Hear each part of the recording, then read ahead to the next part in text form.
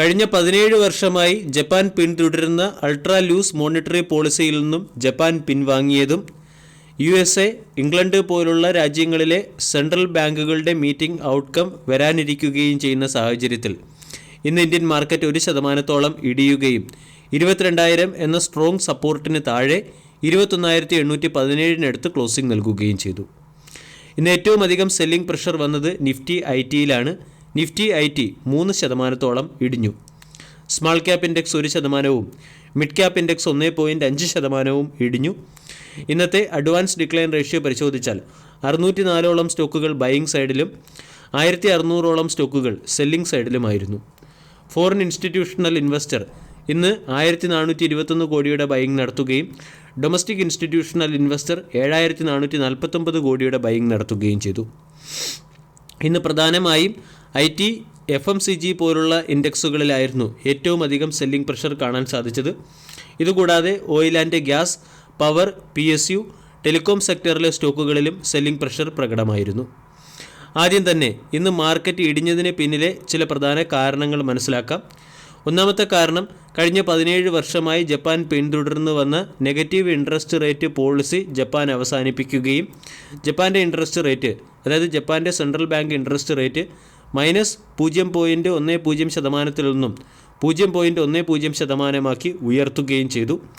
ഇത് ജപ്പാൻ ഒഴികെയുള്ള മറ്റെല്ലാ ഏഷ്യൻ രാജ്യങ്ങളിലെ ഇൻഡെക്സിലും സെല്ലിംഗ് പ്രഷറിന് പിന്നിലെ ഒരു പ്രധാന കാരണമായി. രണ്ടാമത്തേത്, മാർക്കറ്റ് പ്രതീക്ഷിച്ചതിനേക്കാൾ ഉയർന്ന രീതിയിലുള്ള US ഇൻഫ്ലേഷൻ ഡേറ്റയും പർച്ചേസ് പവർ ഇൻഡെക്സ് ഡേറ്റയും പുറത്തു വന്നതിൻ്റെ പശ്ചാത്തലത്തിൽ മുമ്പ് ഫെഡ് തീരുമാനിച്ചതുപോലെയുള്ള 2024 ഫിനാൻഷ്യൽ ഇയറിലെ സെക്കൻഡ് ഹാഫിലെ ഇൻട്രസ്റ്റ് റേറ്റ് കട്ടിൽ നിന്നും ഫെഡ് പിൻവാങ്ങുമോ എന്നുള്ള ആശങ്കയാണ് മാർക്കറ്റിനെ സംബന്ധിക്കുന്ന രണ്ടാമത്തെ ഒരു കൺസേൺ. ഇതോടൊപ്പം US ഡോളർ ഇൻഡെക്സും US ട്രഷറി ഈൽഡും ഉയർന്നത് മാർക്കറ്റിനെ പ്രതികൂലമായി ബാധിച്ചു. മാർച്ച് മാസത്തിൽ ഇൻകം ടാക്സ് റിട്ടേൺ ഫില്ലിങ്ങിന് മുന്നോടിയായി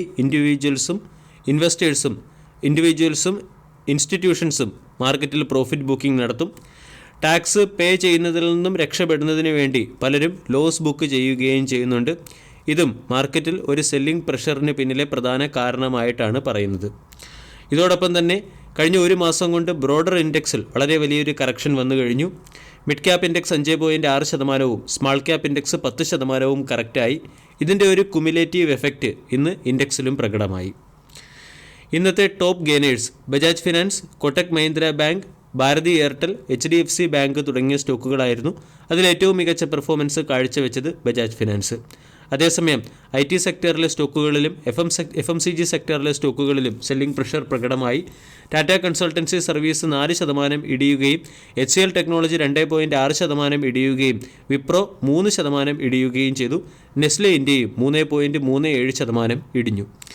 ഇന്ന് 1.25% ഉയർന്ന് 6,586 ക്ലോസിംഗ് നൽകിയ ഒരു സ്റ്റോക്കാണ് ബജാജ് ഫിനാൻസ്.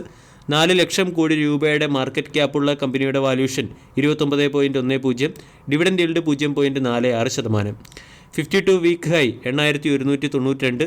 52 വീക്ക് ഹൈയിൽ നിന്നും സ്റ്റോക്ക് 25% ഡിസ്കൗണ്ടിൽ ലഭിക്കുന്നു. 25% ഡിസ്കൗണ്ടിൽ ലഭിക്കുന്ന ബജാജ് ഫിനാൻസ് എന്ന സ്റ്റോക്കിൽ പൊസിഷൻ എടുക്കുന്നതിന് മികച്ച സമയമാണെന്നാണ് ആനന്ദ് റാട്ടി പോലുള്ള പല ബ്രോക്കേജ് ഏജൻസികളും പറയുന്നത്. ആനന്ദ് റാട്ടി ബജാജ് ഫിനാൻസിന് ബൈ എന്ന റേറ്റിംഗും 33% ഹയർ സൈഡിലുള്ള 8,630 രൂപയുടെ ടാർഗറ്റുമാണ് നൽകിയിരിക്കുന്നത്. PNB പരിബാസ് എന്ന മറ്റൊരു ബ്രോക്കേജ് ഏജൻസി 36% ഹയർ സൈഡിൽ 9,035 രൂപ വരെയുള്ള ടാർഗറ്റ് ബജാജ് ഫിനാൻസ് എന്ന സ്റ്റോക്കിന് നൽകിയിട്ടുണ്ട്. ബജാജ് ഫിനാൻസ് എന്ന സ്റ്റോക്കിൽ ഈ ബ്രോക്കേജ് ഏജൻസികളെല്ലാം ബുള്ളിഷായിരിക്കുന്നതിൻ്റെ പിന്നിലെ പ്രധാന കാരണം കമ്പനിയുടെ അൺമാച്ച്ഡ് ബിസിനസ് എക്സിക്യൂഷൻ സ്കില്ലും ഡീപ്പ് പ്രൊഡക്റ്റ് പെനട്രേഷനും അതോടൊപ്പം തന്നെ മീഡിയം ടേം ടാർഗറ്റ് അച്ചീവ് ചെയ്യാനുള്ള കരുത്തും കമ്പനി തുടർച്ചയായി മാർക്കറ്റ് ഷെയർ ഇംപ്രൂവ് ചെയ്യുന്നത് മൂലമാണ്. ഇവിടെ കമ്പനി അതിൻ്റെ EMI കാർഡ് ബിസിനസ് ഈ ക്വാർട്ടറോടുകൂടി ആരംഭിക്കുന്നതിൻ്റെ പശ്ചാത്തലത്തിൽ കമ്പനിയുടെ പേഴ്സണൽ ലോണിൽ കോമ്പറ്റീഷൻ കുറയുമെന്നും ഇത് കമ്പനിയുടെ പെർഫോമൻസിനെ മെച്ചപ്പെടുത്തുമെന്നും ആനന്ദ് റാട്ടി പോലുള്ള ബ്രോക്കേജ് ഏജൻസികൾ പറയുന്നു. കൂടാതെ 2024-26 ഫിനാൻഷ്യൽ ഇയറിൽ 26.6% CAGR കൂടിയുള്ള ലോൺ ഗ്രോത്താണ് പല ബ്രോക്കേജ് ഏജൻസികളും ബജാജ് ഫിനാൻസിൽ നിന്നും പ്രതീക്ഷിക്കുന്നത്. ബജാജ് ഫിനാൻസ് എന്ന സ്റ്റോക്ക് 6586 അടുത്ത് ട്രേഡ് ചെയ്യുന്നു. കറണ്ട് മാർക്കറ്റ് പ്രൈസിൽ പൊസിഷൻ എടുക്കുകയാണെങ്കിൽ സ്റ്റോക്കിൽ നിന്നും 7500, 8000 പോലുള്ള ടാർഗറ്റുകൾ നമ്മൾക്ക് എയിം ചെയ്യാവുന്നതാണ്. 6000 സ്റ്റോപ്പ് ലോസായി മെയിൻറ്റെയിൻ ചെയ്യാം. വീഡിയോ എല്ലാവർക്കും ഇഷ്ടമായി എന്ന് വിശ്വസിക്കുന്നു. താങ്ക്